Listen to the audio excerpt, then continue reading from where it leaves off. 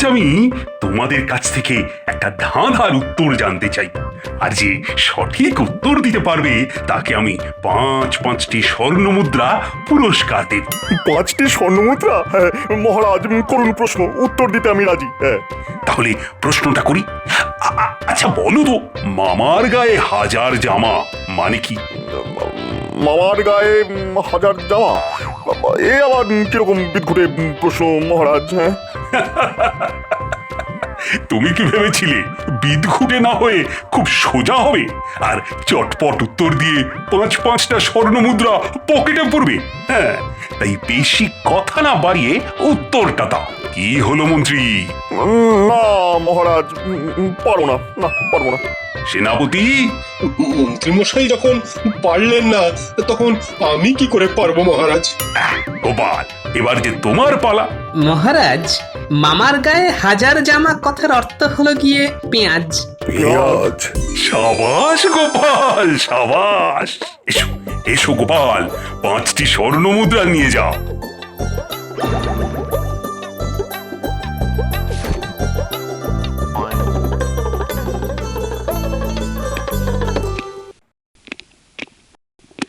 আরে দুচে, কি খবর?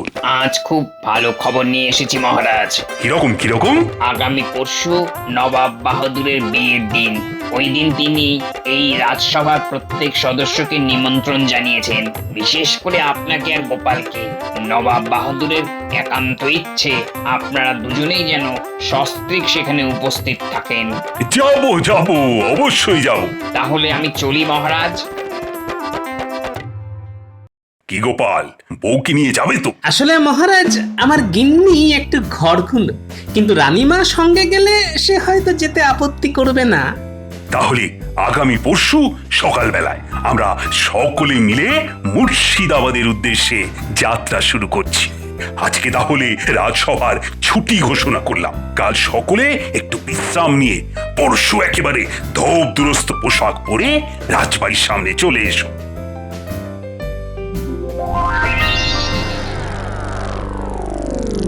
না, একেবারে সহ্য করা যায় না। যায় নাই তো। মন্ত্রীমশাই আপনি দেখুন, নবাব বাহাদুর তার বিবাহ বার্ষিকীতে মহারাজকে সস্ত্রীক নিমন্ত্রণ করেছেন, ঠিক আছে? তাই বলে সস্ত্রীক গোপাল? হ্যাঁ, এতে আমাদের অপমান হলো না? হ্যাঁ, ঠিকই তো। গোপাল কে এমন কেউ কেটা যে ও সস্ত্রীক নিমন্ত্রণ রক্ষা করতে যাবে? বেটা পেট মোটা হুন্দ। তুমিও মিলিয়ে নিও সেনাপতি। সেখানে গিয়েও ওই গোপাল মহারাজ আর নবাব বাহাদুরের কাছ থেকে তোল্লাই খাবে। আমার তো ইচ্ছে করছে যে নিমন্ত্রণ রক্ষা করতে যাব না, কিন্তু না গেলে মহারাজ আবার যদি রেগে যান।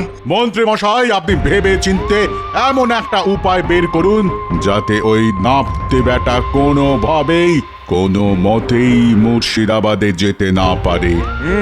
ভাবছি। না মন্ত্রীমশাই, ওই শুধু ভাবছি বললে চলবে না, এক্ষুনি কিছু একটা ভাবুন। পেয়েছি মোক্ষম এক উপায়। কাল সকালেই গোপাল পা ভেঙে পড়ে থাকবে। রাজবৈদ্য যত চেষ্টাই করুক না কেন, একদিনের মধ্যে গোপালকে কিছুতেই সুস্থ করে তুলতে পারবে না। গোপাল পা ভেঙে ঘরে শুয়ে থাকবে, আর আমরা ড্যাংড্যাঙিয়ে চলে যাব নবাবের ভোজ খেতে। তা উপায়টা কি সেটা বলুন।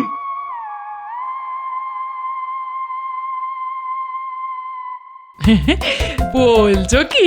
নবাব বাহাদুরের বিবাহ বার্ষিকীতে আমারও নেমন্তন্ন?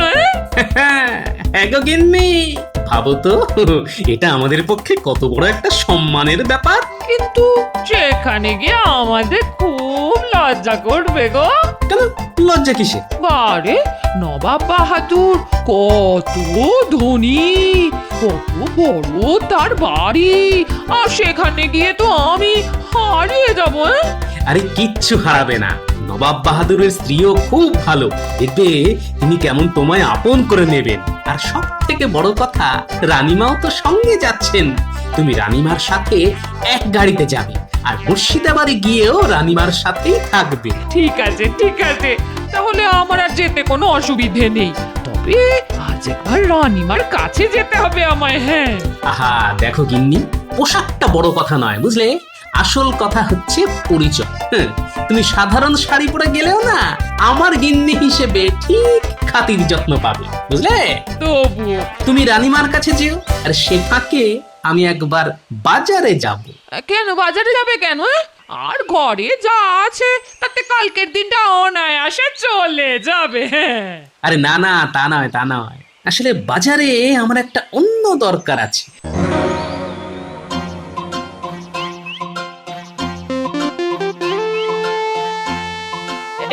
এই ভেতরে আসবো রানীমা? আরে গোপাল বউ যে, এসো এসো, ভেতরে এসো, বলো কি ব্যাপার? আসলে রানীমা, নবাবের বাড়িতে তো যেতে হবে। হ্যাঁ, যেতে তো হবেই, তিনি নিজে আমাদের নিমন্ত্রণ করেছেন বলে কথা। কিন্তু কি পরে যাব বলুন তো? আমার তো তেমন কোনো দামি শাড়ি নেই। আরে ওসব নিয়ে চিন্তা করো না, যাওয়ার সময় আট পরে কিছু একটা পরে গেলেই চলবে, না হলে এতটা পথ গাড়ির ধকলে শাড়ি খারাপ হয়ে যেতে পারে। আর ওখানে গিয়ে প্রথমে তো নবাবের অতিথিশালায় উঠবো, ওখানে না হয় ভালো শাড়ি পরে নেওয়া যাবে। আর আমি তো সঙ্গে করে কটা শাড়ি নিয়েই যাচ্ছি, তেমন হলে আমার থেকে না হয় একটা শাড়ি নিয়ে নেবে। না না রানীমা, তা হয় না। আপনার কাছ থেকে শাড়ি নিয়ে পড়েছি শুনলে ও আবার খুব রাগারাগি করবে। হ্যাঁ, এটা তুমি ঠিক বলেছো গোপালপু, গোপালের আবার যেরকম টনটনে আত্মমর্যাদা।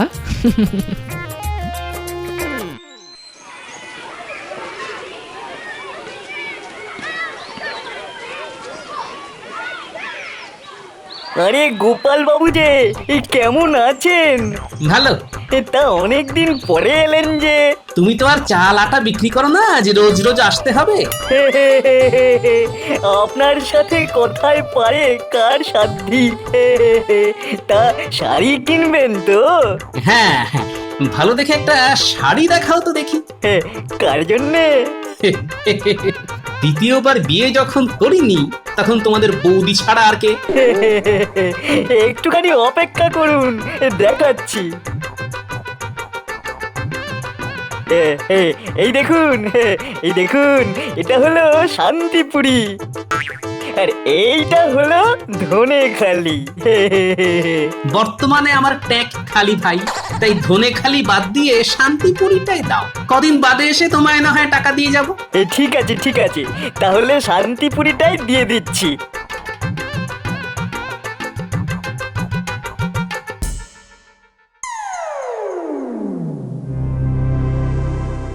খাও খাও, সকলে পেট পুরে কলা খাও, আর কলার খোসাগুলো এই থলিতে ভরে রেখে দাও। আজ রাতে এই কলার খোসা দিয়ে হবে গোপালের বন্দোবস্ত। কিন্তু এত কলা খেলে রাতে যে আর কিছুই খেতে পারবো না।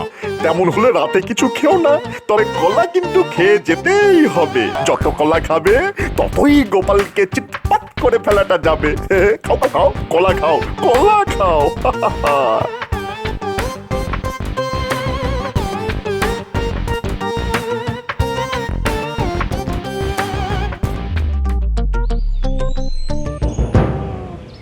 গিন্নি, ও গিন্নি, কোথায় গেলে গো? এই বলি, তোমার স্বভাবটা একটু পাল্টাও তো। বাড়িতে পা দিতে না দিতেই গিন্নি গিন্নি করে অমনি হাঁক ডাক শুরু করে দিও না তো।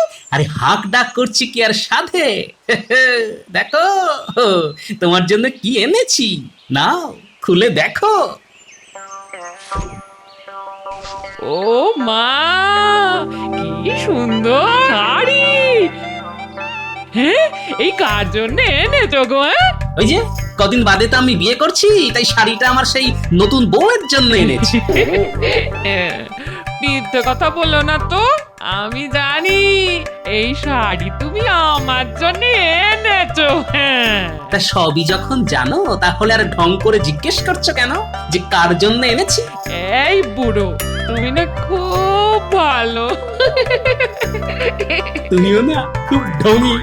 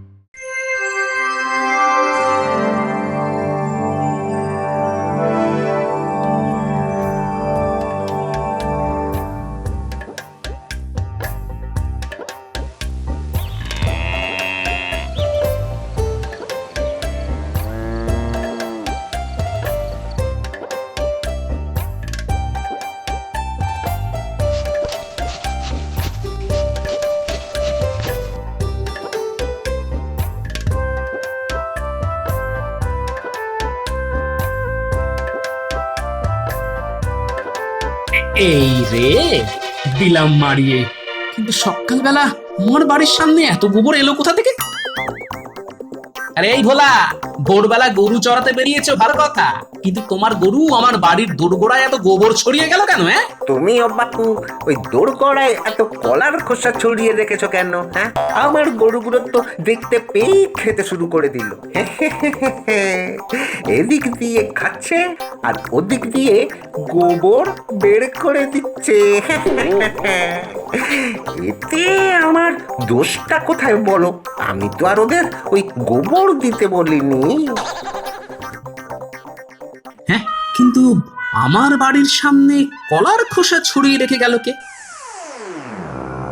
আরে গোপাল তো দিব্যি হেঁটে চলে বেড়াচ্ছে, তাহলে কি ও ওই কলার খোসায় পা হড়কে পড়েনি? যাই, মন্ত্রীমশাইকে খবরটা দিয়ে আসি।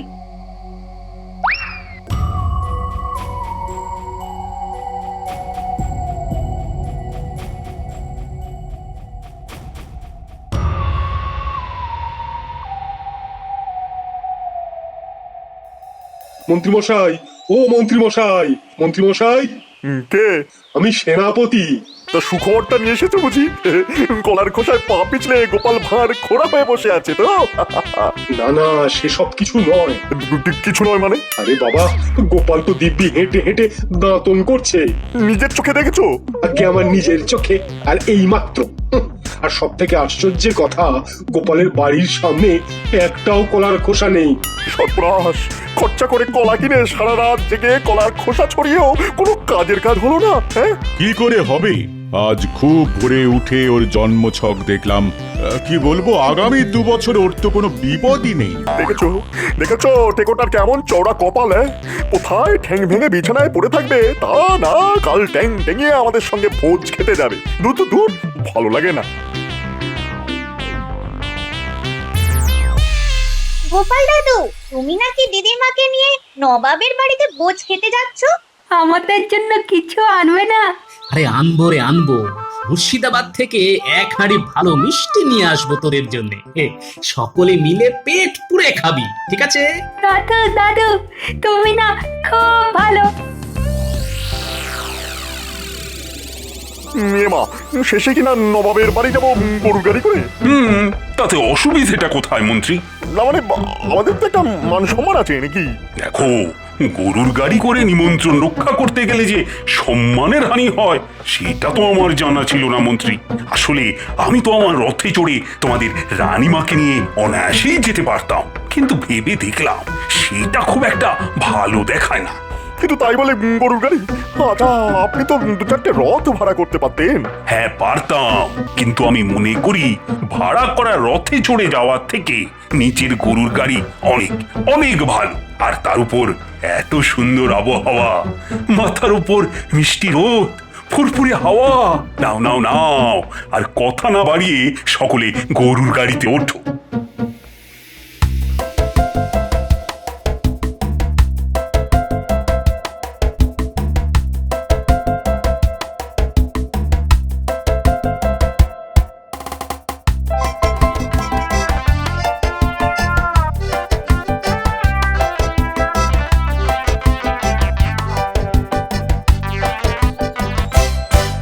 আচ্ছা, 3 জনে একদিকে আর ওই গোপাল বাবু একলা অন্যদিকে বসলেন কেন? কেন রে বেটা, এইভাবে বসলে তোর কি কোনো অসুবিধা আছে নাকি? অসুবিধা আছে বলেই তো বলছি মন্ত্রী মশাই, এতে গাড়িতে চাপ ধরবে আর রাস্তাঘাটও তো ভালো নয়। এই চুপ কর তো। আমরা কিভাবে বসবো না বসবো সেটা আমাদের ব্যাপার। তোর কোনো শুকনো উপদেশ আমরা শুনতে চাই না। হ্যাঁ, ঠিক আছে, আর বলবো না।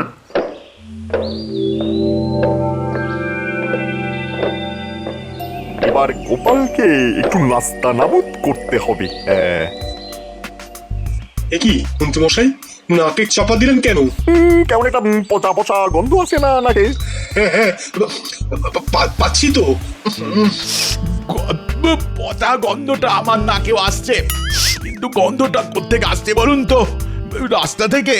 না না, রাস্তা থেকে এলে তো গন্ধটা একবারই এসে মিলিয়ে যেত, কারণ গাড়ি তো চলছে। তাই আমার মনে হয় গন্ধটা এই গরুর গাড়ির ভেতর থেকেই আসছে। হ্যাঁ হ্যাঁ হ্যাঁ, গরুর গাড়ির ভেতর থেকেই আসছে। আর আসছে গোপালের গা থেকে। কি গোপাল, কদিন চান করনি? বাজে কথা বলবেন না তো, আমি রোজ ভালো করে স্নান করি। তাহলে গন্ধটা আসছে তোমার পোশাক থেকে। কতদিন কাচনি বলো তো? আবার বাজে কথা, আমি কাঁচা কাপড় জামা পরেই বেরিয়েছি। তাহলে মনে হয় পচা ডোবায় কাপড় কেচেছ। হ্যাঁ, গোপালের বাড়ির পেছনে একটা জলাশয় আছে। গোপাল সেটাকে পুকুর বললে ওটা তো একটা পচা ডোবা। ছি ছি ছি, পচা ডোবায় কাপড় কেচে আমাদের সঙ্গে বসতে এসেছো? পচা ডোবা, পচা ডোবা। আচ্ছা, আপনারা কি থামবেন নাকি আমি গাড়ি থেকে নেমে যাব? সেটা তোমার ইচ্ছে। এই গাড়োয়ান, গাড়ি থামাও তো। খুব তো তেজ দেখিয়ে নেমে গেলে, এবার কোন গাড়িতে গিয়ে উঠবে গোপাল? দেখি কোন গাড়িতে উঠতে পারি। আর আমার গায়ে গন্ধ বলে কেউ না নিলে হেঁটেই চলে যাব মুর্শিদাবাদ। হ্যাঁ,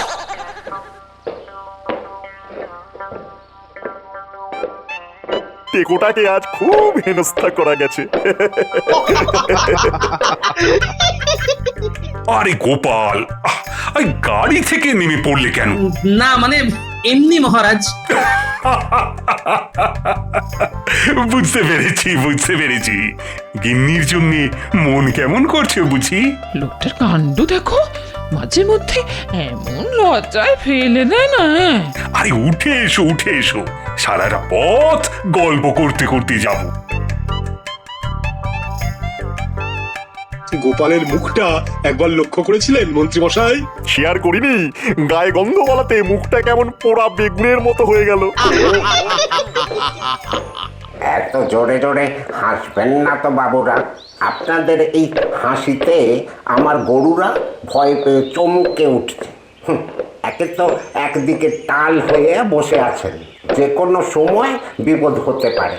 তুই চুপ কর তো মুখ্য গারোয়ান। আমরা হাসবো কি কাঁদবো সেটা কি তুই ঠিক করে দিবি? নাও নাও, সকালে প্রাণ খুলে হাসো।